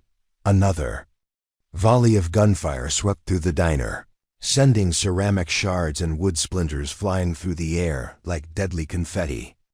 Isabella could hear the shooters communicating through military hand signals, coordinating their approach with the professional efficiency of soldiers who'd done this kind of work many times before. But she could also hear something else: uncertainty in their movements, confusion about why their primary target wasn't responding as expected. They'd been briefed to expect a retired sniper who'd gone soft, someone who could be intimidated into compliance through threats to civilian hostages. Instead, they were facing organized resistance from someone who understood their tactics better than they'd anticipated. "Crawford," Isabella called to the man still lying on the floor where she'd left him. "Tell your people I want to negotiate. 5 minutes to talk, then we can go back to shooting at each other." Crawford struggled to sit up, blood from his disarming still trickling down his chin. "They won't negotiate, Captain. Their orders are to secure the scene and eliminate all potential witnesses. That includes everyone in this building." Isabella felt a cold fury building in her chest, not the hot rage of personal anger, but the calculating wrath of a professional soldier facing an enemy that threatened innocent people. For 6 years, she'd tried to suppress the part of herself that was capable of systematic violence, but now those skills were the only thing standing between her chosen family and death. "Agent Torres," she said quietly, "I need you to understand something. I'm about to do things that aren't going to look good in your report. Things that might technically violate several federal laws regarding the use of force. Are you going to be able to live with that?" Torres met her gaze directly, and Isabella saw the recognition there, the acknowledgement that conventional law enforcement procedures weren't adequate for a situation where private military contractors were attempting to murder federal agents and civilian hostages. "Captain Martinez," Torres replied formally, "I'm authorizing you to take whatever actions are necessary to protect civilian lives and preserve federal agents from assassination. Consider yourself temporarily deputized under Federal Emergency Authority." The authorization was probably legally meaningless, but it gave Isabella the psychological permission she needed to become who the situation required her to be. She moved through the diner with fluid efficiency, gathering improvised weapons and assessing tactical possibilities with the cold calculation of someone trained to turn disadvantageous situations into opportunities. The kitchen yielded a collection of knives, a fire extinguisher that could serve as both concealment and crowd control, and most importantly, a clear view of the alley where the shooters had positioned themselves. Isabella studied their positions through the small window above the prep sink, automatically calculating ranges, angles, and the timing that would be required to neutralize multiple targets before they could respond effectively. "Miguel," she called softly, "in your truck outside, do you still keep that hunting rifle behind the seat?" Miguel nodded, understanding immediately despite the surreal nature of the conversation. Winchester .308, with a decent scope. But it's locked in the cab, and there's at least 6 people with automatic weapons between here and there. Isabella smiled grimly, feeling muscle memory awakening as she visualized the shot sequence that would be required. 6 people with automatic weapons who aren't expecting to face someone with precision rifle training. Sometimes the best weapon isn't the biggest one, it's the one your enemy doesn't see coming. Agent Torres appeared at her elbow, having low-crawled across the diner floor with the careful movements of someone who understood that windows were fatal funnels in a firefight. "Captain, I've got tactical teams en route, but they're still 35 minutes out. Can you keep everyone alive that long?" Isabella considered the question with professional detachment, weighing the tactical variables against the resources available. 12 hostile operators, professional equipment, coordinated assault plan. Defending positions, 1 retired sniper, 1 FBI agent, and a collection of civilians whose only tactical training came from action movies. "Probably not," she admitted honestly. "But I can make sure they pay a price that'll make their surviving." Teammates think twice about future operations like this one. The admission hung in the air between them like a death sentence, but Torres nodded with the grim acceptance of someone who understood that sometimes survival required embracing the possibility of death. Outside, the shooting had stopped, replaced by the ominous quiet that preceded coordinated movement. Isabella could hear boots on gravel, the subtle sounds of people positioning themselves for what would likely be the final assault on the diner. "Everyone in the freezer now," Isabella ordered, her voice carrying the absolute authority of command under fire. "Martha, I need you to take Pete's phone and keep trying to call the state police. Tell them federal agents are under attack by private military contractors. Miguel, help me move Detective Morrison. He's still unconscious and vulnerable out here." As they carefully lifted Morrison's still twitching form, Isabella caught Martha's hand for just a moment. The older woman's eyes were bright with tears, but her voice was steady when she spoke. "Izzy, honey, I don't understand half of what's happening here, but I want you to know something. Whatever you were before you came to us, whatever you have to do now to keep us safe, we're proud to know you. You're family, and family protects family." The words hit Isabella harder than any bullet could have.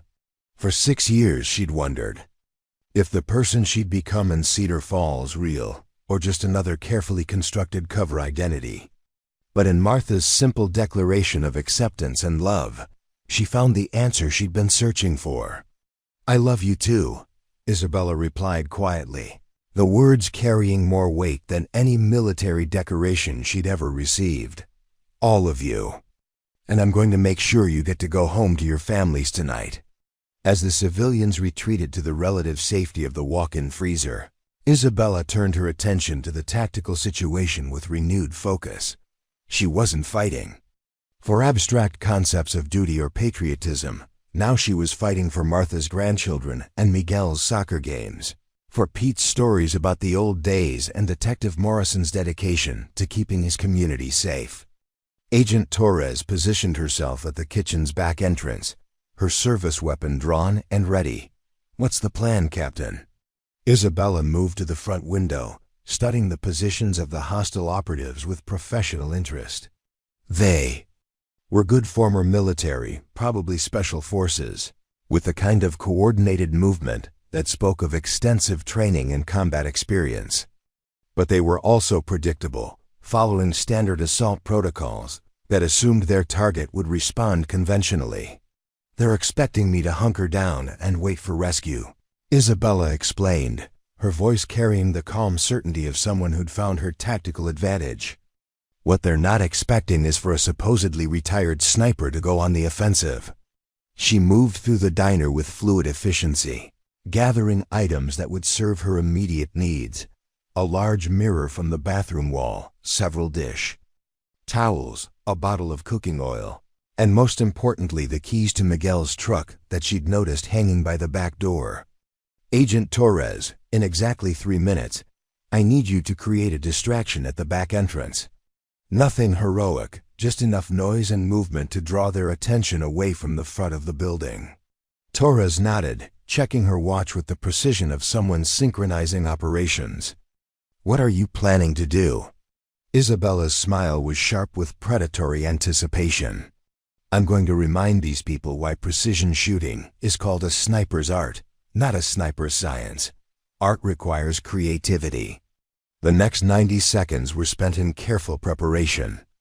Isabella used the mirror to establish clear sight lines to the truck without exposing herself to hostile fire. The dish towels and cooking oil would create concealment and confusion. But most importantly, she spent precious seconds accessing muscle memory that had been dormant for 6 years, the breathing techniques, the mental state, the absolute stillness that separated expert marksmen from merely competent shooters. When Torres created her distraction, a series of carefully placed shots through the back door that forced the rear assault team to take cover, Isabella moved with the fluid precision of someone who'd done this kind of work at the highest levels of professional competence. The sprint to Miguel's truck took 4 seconds, during which she was exposed to fire from multiple positions. Bullets shattered the truck's windows and punched holes through the cab. But Isabella had calculated the timing perfectly, reaching cover just as the hostile operators adjusted their aim to her new position. The Winchester .308 was exactly where Miguel had said it would be, and Isabella felt a familiar sense of completion as her hands found the familiar weight and balance of a precision rifle. The scope was basic civilian equipment, but adequate for the ranges involved. More importantly, the rifle was properly maintained and zeroed, the work of someone who understood that equipment reliability could mean the difference between success and failure. Her first shot took down the sniper positioned on the hardware store roof, a clean hit at 200 meters that demonstrated to everyone watching that the legendary Ghost hadn't lost her touch during her years of serving coffee and learning to care about people. The suppressor Miguel had illegally installed muffled the shot enough to create confusion about her position, buying her precious seconds to relocate before return fire could be effective. The second shot eliminated the team leader position behind the post office, a more challenging angle that required compensation for wind and the slight elevation difference. But Isabella had spent thousands of hours mastering these calculations, and muscle memory guided her hands through the familiar sequence of breathing, aiming, and squeezing the trigger with mechanical precision. By the time the hostile operators realized they were facing someone with professional-level precision shooting skills, Isabella had already moved to her third position and was lining up a shot that would effectively end their coordinated assault. The remaining 10 operators were professional enough to recognize when a tactical situation had shifted beyond their control, but they were also committed to an operation that couldn't be abandoned without catastrophic consequences for their employers. What followed was a brief but intense firefight that demonstrated the difference between soldiers trained to follow orders and a warrior fighting to protect the people she loved. Isabella used every advantage the familiar terrain provided her.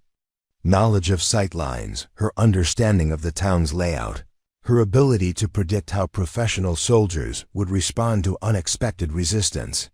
When the shooting finally stopped, 6 hostile operators were down, and the remaining 6 had retreated to defensive positions where they could be contained until federal reinforcements arrived. Isabella had taken a bullet through her left shoulder and another that had grazed her ribs, but she was still functional, still dangerous, still capable of protecting the people who'd become her chosen family. Agent Torres emerged from the diner with tears streaming down her face, her weapon still drawn but pointed at the ground. "Jesus Christ, Captain, I've never seen anything like that. You took down half a professional assault team with a hunting rifle and pure tactical brilliance." Isabella leaned against the bullet-riddled truck, suddenly exhausted as the adrenaline began to fade and the reality of what had happened started to sink in. But now, surrounded by the aftermath of a firefight that had saved innocent lives, she realized that sometimes the most moral choice was to embrace the darkness you'd tried to leave behind. Sometimes protecting the people you loved required becoming someone you'd hoped never to be again. "Agent Torres," she said quietly, her voice carrying the exhaustion of someone who'd been forced to make impossible choices. "What happens now? To Wells and Crawford, to the operation they were running, to the innocent people who got caught in the middle of this." Torres holstered her weapon and moved to help Isabella with her injuries, her FBI training taking over as she assessed the damage and applied field dressings with competent efficiency. "Now we make sure this never happens again.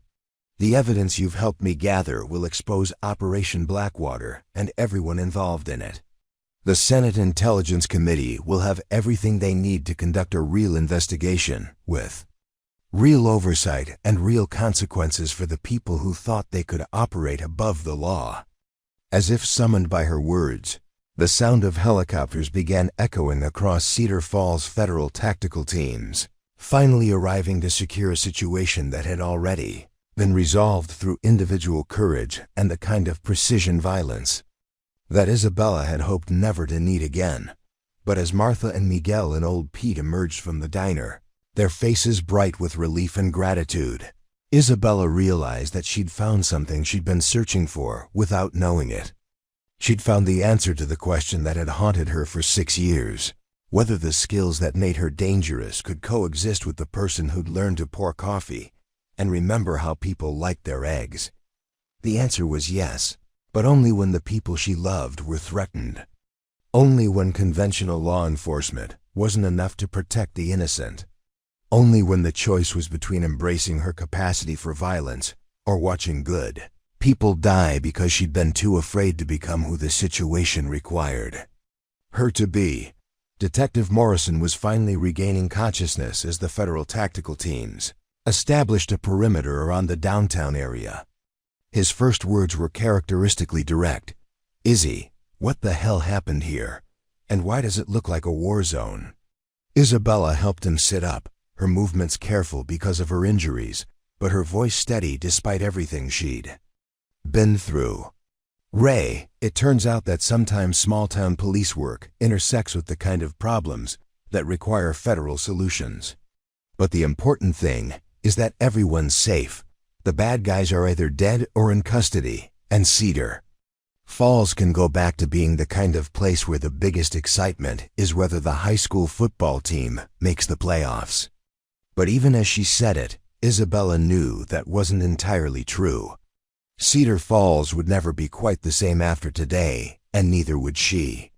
The carefully constructed barrier between Isabella Brown, the waitress, and Captain Sarah Martinez, the sniper, had been permanently destroyed, leaving her to figure out how to integrate both identities into someone who could live with the choices she'd made. Over the following hours, as federal agents interviewed witnesses and documented evidence, as paramedics treated wounds and crime scene technicians photographed bullet holes, the full scope of Operation Blackwater began to emerge. The manufactured terrorist threat, the illegal surveillance programs, the systematic elimination of whistleblowers and journalists who asked uncomfortable questions, all of it designed to expand government power through the careful cultivation of public fear. Agent Torres, her notebook filled with details that would fuel congressional investigations for months to come, approached Isabella as she was finally receiving proper medical attention for her injuries. "Captain Martinez," Torres said formally, "I want you to know that your actions today saved not just the lives of everyone in that diner, but potentially thousands of Americans who would have been affected by the programs Operation Blackwater was designed to justify." Isabella accepted the thanks with a nod, but her attention was focused on the people emerging from the diner, Martha fussing over Miguel's scraped hands, Pete recounting war stories to anyone who would listen, Frank Morrison proudly describing his sister-in-law's courage under fire to the arriving federal agents.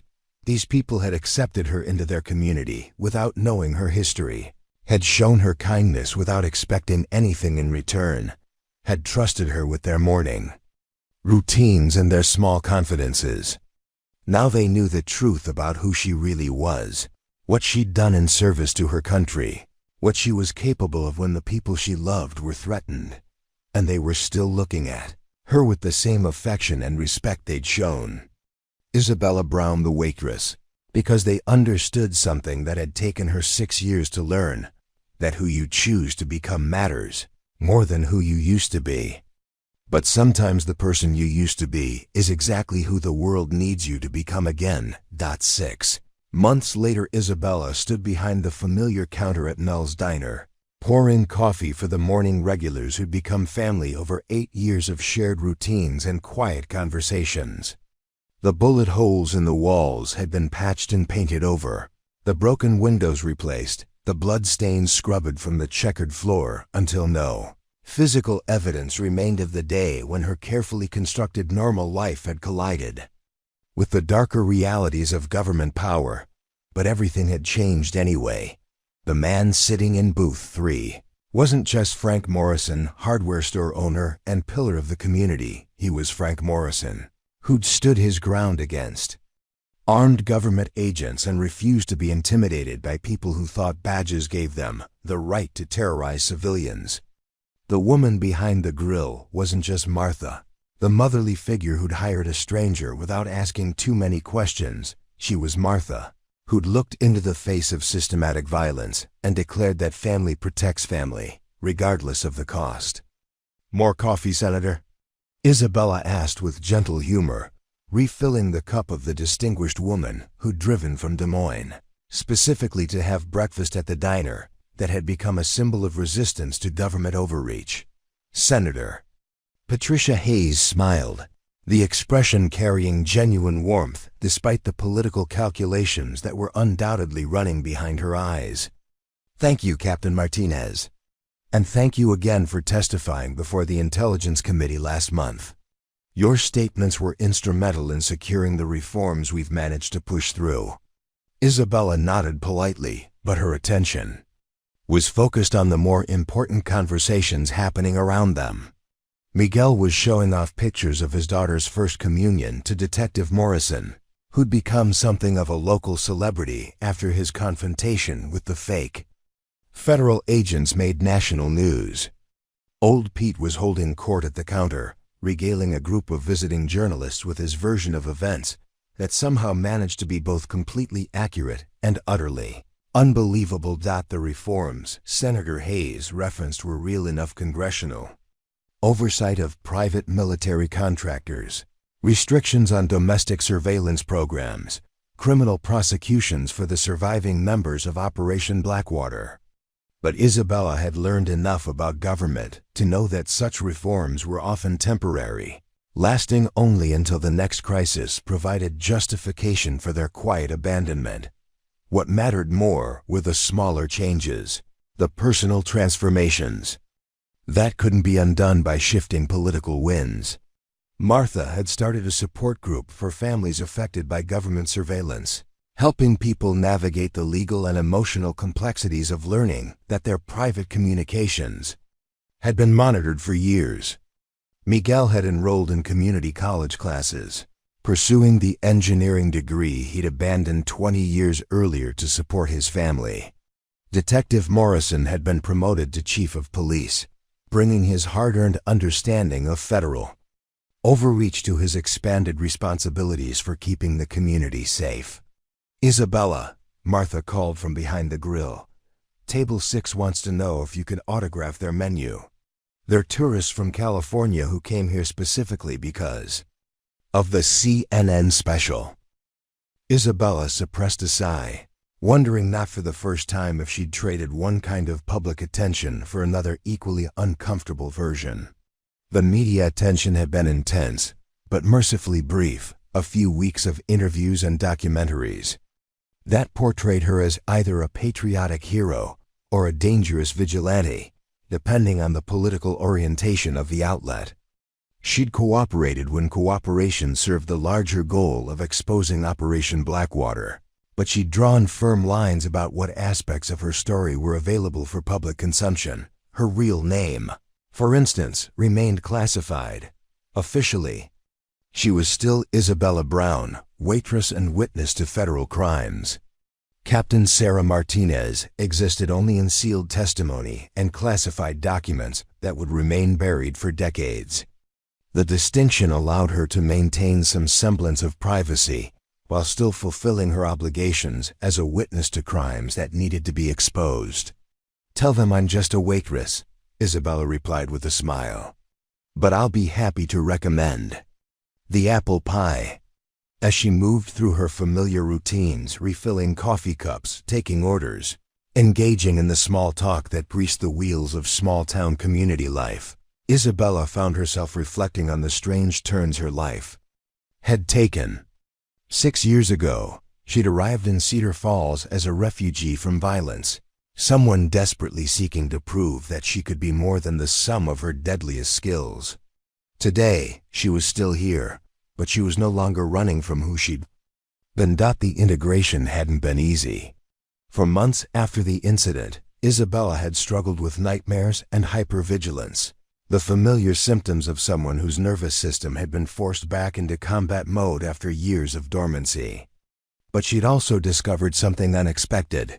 The people of Cedar Falls were remarkably resilient, remarkably accepting of complexity and contradiction. They didn't need her to be either a saint or a sinner.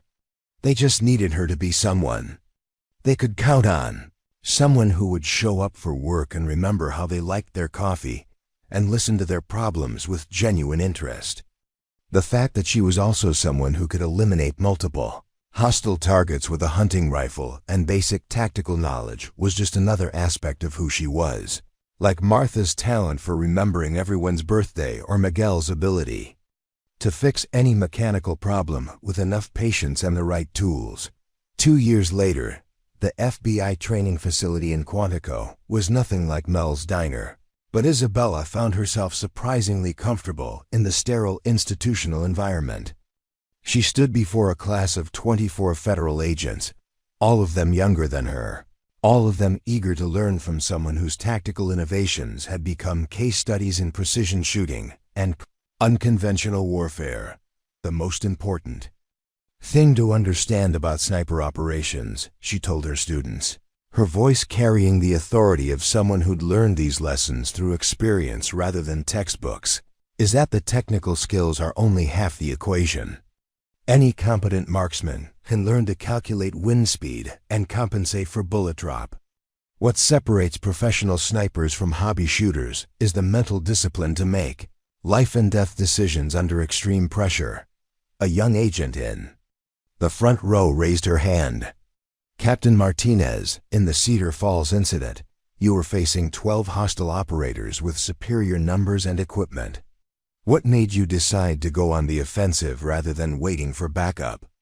Isabella considered the question carefully, remembering the moment when she'd made the transition from defensive thinking to tactical aggression. Sometimes the safest choice for the people you're protecting is the most dangerous choice for yourself. "I knew that if I waited for backup, innocent people would die while I was hiding behind cover." The decision to engage wasn't based on tactical calculations, it was based on moral ones. After the class, Isabella walked across the campus that had once been foreign territory, but now felt almost like home. 3 days a week, she taught tactical courses to federal agents. 2 days a week, she consulted with congressional committees on oversight of private military contractors. Weekends, she drove back to Cedar Falls and resumed her role as the person who knew everyone's coffee preferences and remembered their kids' names. It was an unusual life, but it was hers. She'd stopped trying to choose between Isabella Brown, the waitress, and Captain Sarah Martinez, the sniper, had instead learned to be both people simultaneously. The skills that made her dangerous also made her valuable as an instructor and consultant. The relationships that made her vulnerable also gave her reasons to use those skills responsibly. Agent Torres, now promoted to Assistant Director in charge of investigating domestic terrorism, appeared at her elbow as Isabella reached her car. "Coffee?" Torres suggested, gesturing toward a cafe that had become their regular meeting spot for debriefings and informal consultations. They settled into A corner booth with the automatic awareness of two people who'd learned to assess tactical situations, even in mundane social settings. Torres pulled out a tablet, swiping to display what looked like a financial analysis, but was actually a summary of ongoing investigations into government overreach. "Good news first," Torres said, her voice carrying satisfaction mixed with professional caution. The last of the Operation Blackwater conspirators was sentenced yesterday. 15 to 20 years in federal prison, no possibility of parole. Patricia Wells is cooperating with investigators in exchange for a reduced sentence, and her information is leading us to additional cases of private contractors operating outside legal authority. Isabella nodded, accepting the information without celebration. Justice was important, but it was also reactive punishment for crimes that had already been committed rather than prevention of future abuses. What mattered more were the systemic changes that might prevent other Patricia Wells from deciding that democracy was too inconvenient for their methods of protecting it. "The bad news?" Isabella asked, though Torres' expression had already prepared her for something significant. "We've identified at least 3 other operations similar to Blackwater, all of them involving private contractors, manufactured threats, and plans to eliminate federal whistleblowers. The good news is that we know about them now, thanks to the precedent your case established. The bad news is that they're adapting their methods, becoming more sophisticated about avoiding detection." Isabella sipped her coffee black, no sugar, habits formed during years of military service, and processed this information with the grim acceptance of someone who understood that victory in one battle didn't guarantee winning the war. "Do you need my help with any of these investigations?" she asked, though part of her hoped the answer would be no. She'd found peace in her divided life, satisfaction in teaching young agents and returning to her chosen community, but she wasn't naive enough to believe that peace would last forever. Torres hesitated, apparently weighing operational security against the benefits of Isabella's unique expertise. "Maybe there's one situation that has some similarities too. What happened in Cedar Falls?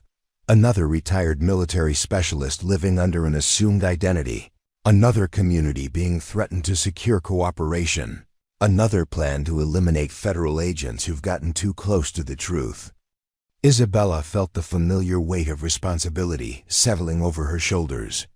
Somewhere, another person like herself was probably discovering that the past they'd tried to leave behind had found them anyway. Somewhere, innocent people were becoming pawns in a game they didn't understand, hostages to force cooperation from someone with the skills to make difficult problems disappear permanently. "Where?" Isabella asked quietly, already knowing she would say yes to whatever Torres asked of her. "Phoenix." A former Marine sniper named David Chin, living as a construction worker for the past 8 years. They're using his daughter's school as leverage, threatening to stage a school shooting that will be blamed on domestic terrorism unless he cooperates with their assassination plan. Isabella felt ice forming in her veins as she processed the implications.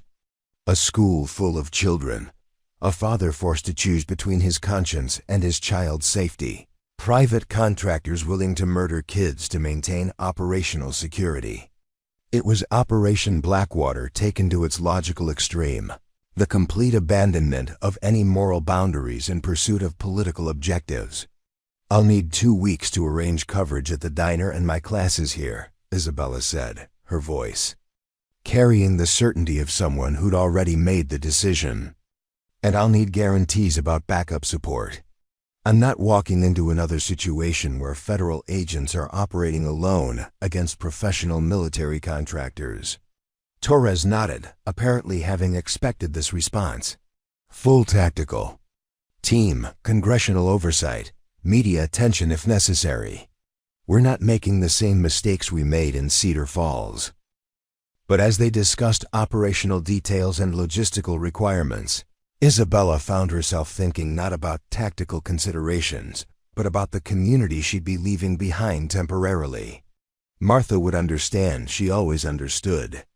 When duty called, Miguel would keep an eye on her apartment and feed Sergeant Whiskers. Detective Morrison would make sure the diner remained under unofficial police protection while she was gone. These people had taught her something important about the difference between running away from violence and choosing when to embrace it. For 6 years, she'd tried to escape the part of herself that was capable of systematic killing. But she'd learned that some fights were worth having, some causes were worth killing for, some people were worth protecting regardless of the personal cost. 5 years later, the small house on Maple Street looked exactly like what it was, the home of a woman who'd found peace after years of searching for it. The front porch held a swing where Isabella often sat with her morning coffee, watching the familiar rhythms of a small town getting ready to face another day. The backyard contained a garden where she grew tomatoes and peppers with the same methodical attention to detail she'd once applied to calculating wind speed and bullet trajectory. But the basement held reminders of who she'd been and who she remained capable of becoming when necessary. A gun safe containing precision rifles she maintained, but hoped never to use. Awards and commendations from a military career that officially didn't exist. Photographs of teammates who died in service to their country. People she remembered not for their tactical contributions, but for their courage and commitment to protecting innocence. Isabella had purchased the house 3 years earlier, after deciding that her divided life between Cedar Falls and Quantico needed a more permanent foundation. She still taught classes for federal agents, still consulted with congressional committees, still returned to Mel's Diner 2 weekends a month to pour coffee and maintain her connections to the community that had saved her soul. But she'd also become something new, a bridge between the world of professional violence and the everyday reality of American civilian life. Her work with Agent Torres had expanded into a nationwide program identifying and neutralizing private military operations that threatened domestic security. Her testimony before Congress had legislation restricting the use of contractors in domestic law enforcement. Her training programs had produced a new generation of federal agents who understood the difference between necessary force and institutional violence.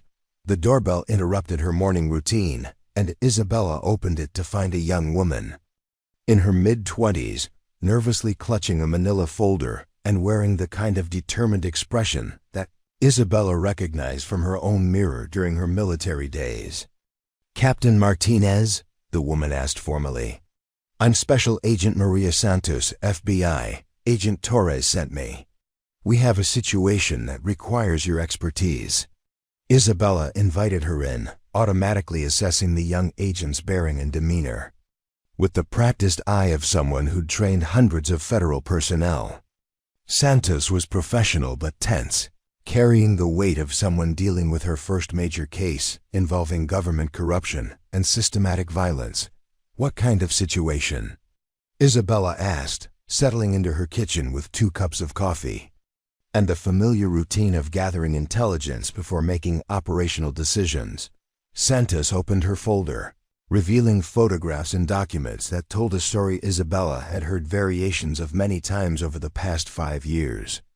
Another retired military specialist, another manufactured crisis, another plan to eliminate federal agents who discovered inconvenient truths about government overreach.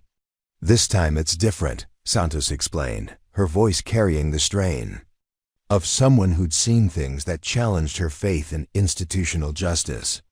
"The target isn't just an individual whistleblower or a small community. They're planning to eliminate an entire congressional committee that's investigating private contractor abuse. 12 senators and representatives, their staff members, security. Details over 100 people total." Isabella felt the familiar weight of impossible choices settling over her shoulders. For 5 years, she'd helped Agent Torres and other federal investigators identify and neutralize operations like Blackwater. But each success had apparently only encouraged the surviving conspirators to become more ambitious, more ruthless, more willing to accept massive casualties in pursuit of their political objectives. What do they want the specialist to do?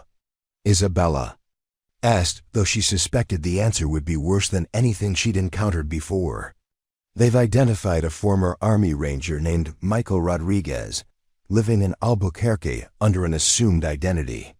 His specialty was explosives, specifically precision demolitions that could bring down buildings while making the destruction look like structural failure or accident. Isabella processed this information with growing horror. Not a precision shooting operation that would target specific individuals, but a mass casualty event designed to eliminate an entire oversight committee while providing plausible deniability about the cause of their deaths. How are they forcing his cooperation? Santos pulled out additional photographs, surveillance images of an elementary school, a daycare center, a senior citizens facility. They're threatening to bomb 3 civilian targets in Albuquerque if Rodriguez doesn't cooperate. Hundreds of innocent people, including children and elderly residents who have no connection to any government investigations. Isabella stood and walked to her kitchen window, looking out at the peaceful street where her neighbors were going about their morning routines without any awareness of the kind of conversations happening in basement briefing rooms and classified congressional hearings. These people trusted that their government would protect them from systematic violence, that there were legal and moral boundaries that even the most ruthless operators wouldn't cross. But Isabella had learned through experience that such trust was often misplaced, that the protection of democratic institutions sometimes required individuals to act outside those institutions when they became corrupted or compromised. "Agent Santos," she said quietly, "what exactly is Agent Torres asking me to do?" Santos hesitated, apparently recognizing that the answer would transform Isabella's carefully constructed peaceful life into something much more dangerous and complicated. "She wants you to go to Albuquerque, make contact with Rodriguez. Help him understand that cooperation with these people won't actually save the civilians they're threatening." And then Santos paused, clearly uncomfortable with the implications of what she was about to say. "And then help him eliminate the threat permanently before they can carry out their mass casualty attacks." The request hung in the air between them like a loaded weapon. Not just consultation or training or intelligence analysis, but active participation in what would essentially be a counter-assassination operation against American citizens who happened to be working for private contractors rather than foreign governments. Isabella considered the moral and legal complexities of what Santos was proposing, weighing the potential consequences against the certainty that inaction would result in massive civilian casualties. She thought about the senators and representatives who were risking their careers to provide oversight of government overreach, about the innocent people whose only crime was being in the wrong place when private contractors decided that mass murder was an acceptable solution to political problems. But mostly, she thought about the lessons she'd learned during her years in Cedar Falls, the understanding that had sustained her through 5 years of walking the narrow line between legitimate government service and vigilante justice. Some fights worth having, some people were worth protecting. Some threats could only be stopped by individuals willing to embrace the darkness that civilized society preferred to pretend didn't exist. "When do we leave?" Isabella asked quietly, her voice carrying the certainty of someone who'd made peace with the choices that duty required. Santos smiled with relief and gratitude. "Agent Torres has a plane waiting at the regional airport. We can be in Albuquerque by tomorrow morning." Isabella nodded, already making mental lists of the equipment and preparation that would be required for what might be her most complex and dangerous operation since leaving active military service. But as she gathered her gear and secured her house for an absence of unknown duration, she found herself thinking not about tactical considerations, but about the community that had taught her what was worth fighting for. Martha would understand. She always did. Miguel would keep an eye on the house and continue feeding Sergeant Whiskers, who'd grown fat and lazy but remained the most reliable early warning system Isabella had ever encountered. Detective Morrison, now Chief Morrison, would make sure the neighborhood remained under unofficial police protection while she was away. These people had shown her that it was possible to build a life worth protecting, a community worth sacrificing, for relationships that transformed survival from a tactical challenge into a moral imperative. They'd taught her that the skills that made her dangerous could coexist with the connections that made her human, as long as she never forgot the difference between necessary violence and institutional brutality. As Isabella loaded her equipment into Agent Santa's government sedan, she caught sight of her reflection in the car's window, a woman in her early 40s who looked like a suburban homeowner, heading out for a routine day of errands and appointments. No one would guess that she was carrying enough weapons and tactical knowledge to eliminate multiple professional operators, or that she'd spent the past 5 years preventing government contractors from murdering federal agents and civilian witnesses. The duality no longer bothered her. Isabella Brown, the community member, and Captain Sarah Martinez, the precision shooter, had finally merged into someone who could function effectively in both roles without compromising either identity. She'd learned to be dangerous when danger was required and gentle when gentleness was needed, to kill when killing served justice, and to nurture when nurturing served healing. Agent Santos, Isabella said as they drove toward the airport, I want you to understand something about what we're going to do in Albuquerque. It's not going to be clean or simple, or something you'll be comfortable putting in official reports. Are you prepared for that level of moral complexity? Santos met her gaze in the rearview mirror, and Isabella saw the same determined idealism that had once driven her to volunteer for the most dangerous assignments her unit could offer. Captain Martinez, I became a federal agent because I believe in justice and the protection of innocent people. If that requires operating in gray areas that don't fit neatly into legal categories, then that's what I'm prepared to do. Isabella nodded, recognizing in the young agent the same combination of skill and conviction that had sustained her through years of impossible choices and necessary compromises. The work would continue, the threats would evolve, and individuals like themselves would continue to stand in the gap between institutional failure and civilian casualties. But now, for the first time in over a decade, Isabella knew who she was fighting for and why the fight mattered. She had a home to return to, community that valued her contributions, relationships that gave meaning to survival and purpose to violence when violence became necessary.